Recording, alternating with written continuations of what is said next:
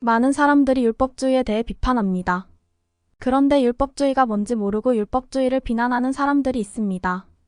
때로는 율법주의를 비난한다며 율법주의 자세를 취하기도 합니다. 특히 반율법주의자들이 그러하지요. 그렇다면 율법주의란 무엇일까요? 율법주의의 특징 3가지. 율법주의는 대체로 3가지 특징을 가집니다. 물론 사람에 따라 이 3가지 특징 모두를 가질 수도 있고 하나만 가질 수도 있습니다. 첫 번째, 나르시시즘에 빠져 다른 사람을 정죄하는 사람.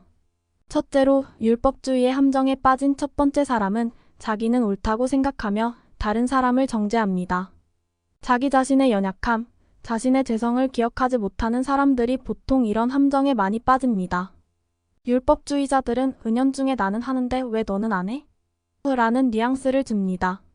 반율법주의라는 이름의 율법주의자도 마찬가지입니다. 나는 율법주의에 빠지지 않았는데 왜 너는 율법주의에 빠져 있니? 라는 식으로 다른 사람을 비난하는 겁니다. 그런데 초대교회부터 교회는 스스로를 죄인이라고 고백하는 사람들의 모임입니다. 즉, 나는 아무런 자격이 없는데 하나님이 은혜로 나를 구원해 주셨다고 믿는 사람들의 모임입니다. 그렇기 때문에 이 사람들은 나 스스로가 의롭다며 다른 사람을 비난할 수가 없습니다. 아무런 자격이 없는데 구원하셨다는 자세는 특히나 가톨릭에서 갈라져 나온 이후 개혁주의가 견지하는 입장이기도 합니다. 가톨릭 내에서도 어거스틴의 전통을 제대로 잇고 있는 사람들도 자격 없는 자를 구원하시는 하나님을 믿습니다. 성경은 이렇게 말합니다. 그러므로 천국은 그 종들과 결산하려 하던 어떤 임금과 같으니 결산할 때에 10,000달란트 빚진 자 하나를 데려오매 갚을 것이 없는지라.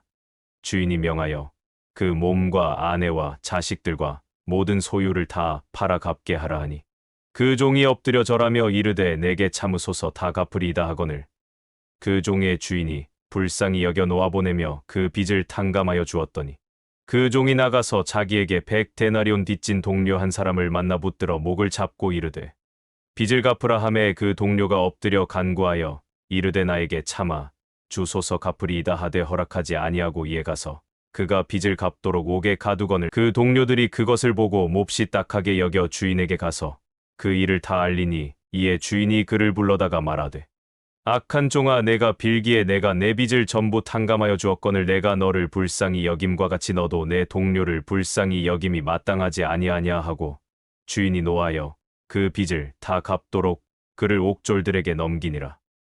마태복음 18장 2334절. 우리가 아직 연약할 때의 기약대로 그리스도께서 경건하지 않은 자를 위하여 죽으셨도다.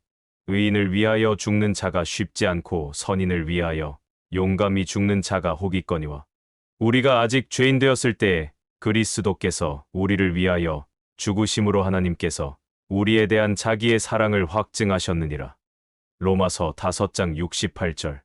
두 번째, 자존감이 낮은 사람. 둘째로 율법주의의 함정에 빠진 두 번째 사람은 자존감이 낮아집니다. 율법이 나 자신의 연약함을 고발한다고 해도 그리스도의 은혜가 있다면 율법의 종노릇을 하지 않습니다. 하지만 은혜를 경험하지 못한 사람은 율법의 종노릇을 하게 됩니다. 교회에서도 율법의 종노릇을 하는 사람들이 많습니다.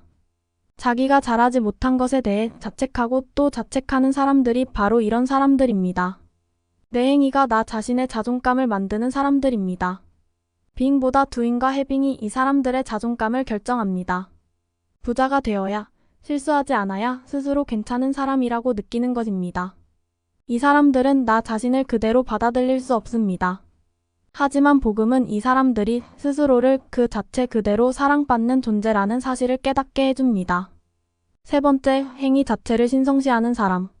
셋째로 율법주의의 함정에 빠진 세 번째 사람은 행위 자체를 신성하게 여깁니다. 그러니까 11조를 하지 않으면 신앙이 없다고 생각한다든지 아파도 주일 성수를 하지 못한다면 문제라고 생각한다든지 행위에 따라 사람을 판단합니다. 하지만 이것은 행위를 우상으로 숭배하는 위험에 노출되어 있습니다. 그나마 다행인 건 자신이나 다른 사람이나 상관없이 행위에 따라 공평하게 판단한다는 것입니다.